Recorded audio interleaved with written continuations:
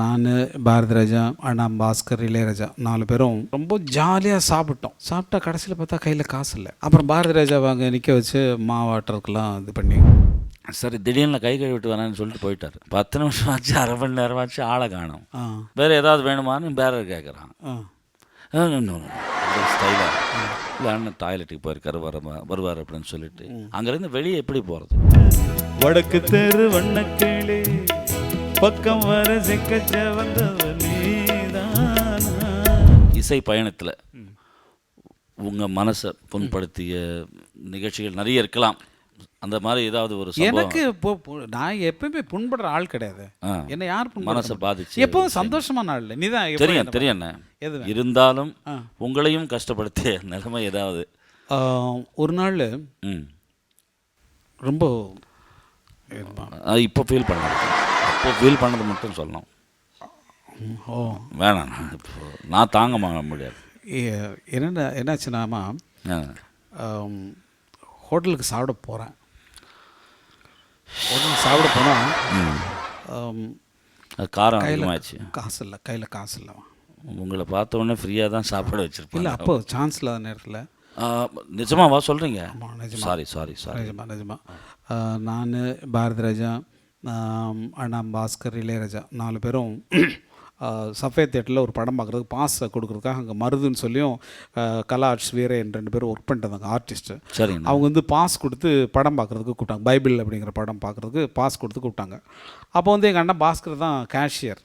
அவர் வந்து என்ன பண்ணார், புறப்பட்டு வந்துட்டோம். சரி சாப்பிட்டு போகலான்னு 1000 லைட்ஸ்கேப்ஸ் இருக்கு இல்லைங்க, 1000 விளக்கு கஃபேன்னு ஒன்று இருக்கு இல்லையா, அங்கே போயிட்டு 4 பேரும் போயிட்டு ரொம்ப ஜாலியாக சாப்பிட்டோம். சாப்பிட்டா கடைசியில் பார்த்தா கையில் காசு இல்லை. காசு பார்க்கல, காசு இருக்கா இல்லையா பார்க்கல.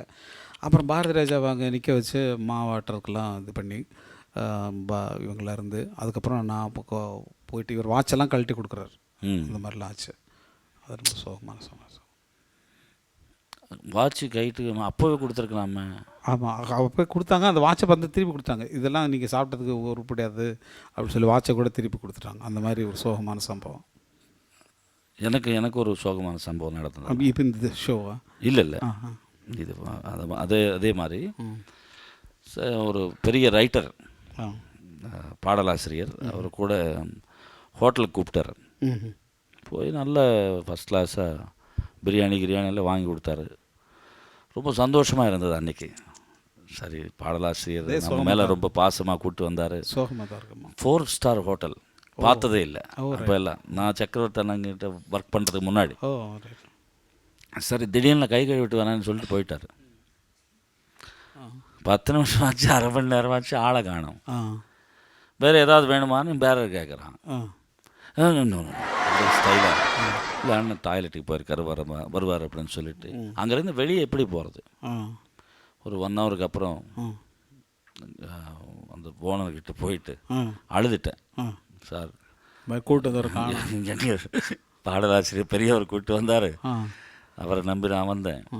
தயவுசெய்து என் சைக்கிள் வேணும்னா வச்சுக்கோங்க, ஒருத்தர் அனுப்புங்க, நான் சைக்கிள் கொடுத்து அனுப்புகிறேன், காசு கொடுத்துட்டு சைக்கிள் வாங்கிக்கிறேன் அப்படின்னு சொன்னேன். நான் போனதுமே விஜயா கார்டனில் உட்காந்து பாட்டு எழுதிட்டு இருக்காரு அவர். என்னை மறந்துட்டு அங்கே போய் பாட்டு எழுதுறாரு உட்காந்து வேறு கம்பெனிக்கு. சரி, அவர் மறுபடியும் 100 ரூபா கொடுத்தாரு. அந்த பையன் வந்து காசு எடுத்துன்னு போயிட்டான். அடுத்த நாள், இன்னொரு ஹோட்டலை காட்டுறேன் வழியாக. வாழ்க்கையில் கூட இல்லை, நீங்கள் கேட்டீங்க சினிமாவில் வந்ததுக்கப்புறம் ஒரு சோகம்னு இது இல்லைம்மா. என்றும் துன்பமில்லை என்று சோகமில்லை, இந்த அன்பு நிலை வெகு தூரமில்லை. கஷ்டமெல்லாம் சந்தோஷமாக மாறிடுச்சு.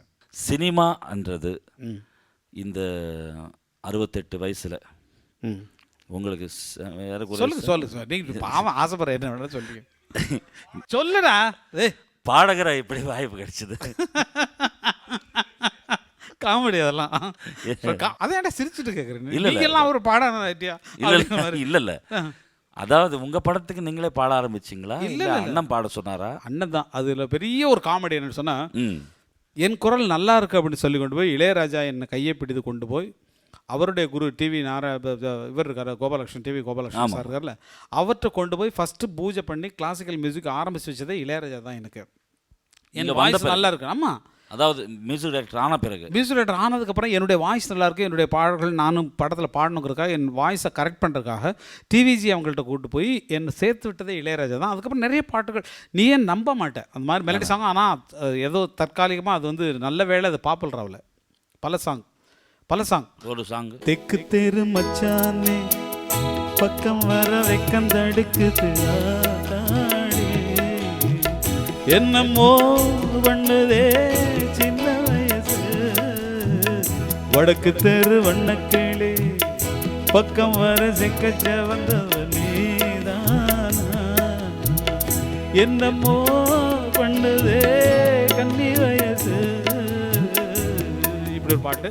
அதில் பார்த்தீங்கன்னா தான் அதில் வந்து கண்டா ஜோடி குயில் மாலையிடுமா இல்லை ஓடிவிடுமா கண்டே நான் இருக்க சோகம் என்னம்மா இந்த கங்கை வற்றி விடுமா பால்வடியும் பூமுகத்திலே என் நன்பே நீர்வடிய நான் பொறுக்கலே பன்னீருக்கா மண்ணெண்ணைக்கா கல்யாணமா சாமி காதலுக்கு நாதி இல்லையா என்னாலும் காவலுக்கு நீதி இல்லையா சோலை புஷ்பங்களே என்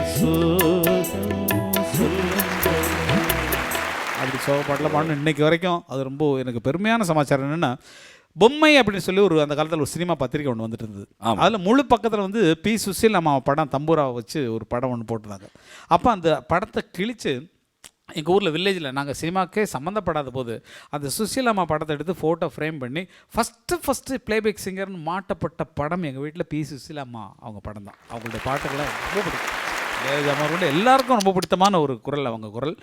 அவங்களோட பாடும்போது நான்மா உங்கள் நேரம் என்னம்மா என் கூட எல்லாம் பாடுற மாதிரி அப்படிங்கிற மாதிரி என்ன பாருங்க. லைஃப்பில் வந்து எவ்வளோ பெரிய சாதனையாளர்களோட உங்களுக்கெல்லாம் பெரிய லக்கு, நீங்களாம் பெரிய லக்கு. ஆனால் நம்ம நிஜமாவே நம்ம இதெல்லாம் தெய்வ செயல் தான். நம்மளாம் நீங்களாம் இல்லைன்னா நம்மளாம் ஒன்றும் கிடையாது. நாகூர் பாபு எங்கே ட்ராமாவில் பாடின காலங்கள் எங்கே, அந்த சங்கீதத்தையே ஆராதிச்சாச்சு. சங்கீதம் காப்பாற்றும் நம்ம அம்மா அப்பா சொன்னதுனால அந்த சங்கீதம் காப்பாற்றிட்டு இருக்கு. நம்ம அம்மா அப்பா சொன்னாங்கல்ல, ஆமாம் சங்கீதம் காப்பாற்றும், இந்த பாட்டு ஒன்று காப்பாற்றும் சொன்னுச்சா நம்பி போட சொல்லிச்சா. ஆமாம், அதே தான் நடந்துட்டுருக்கு. எங்கள் அம்மா சொன்னது சரி, எங்கள் அண்ணன் சொன்னது சரி, எல்லாரும் இதுதான். இசையை நம்புவோம்.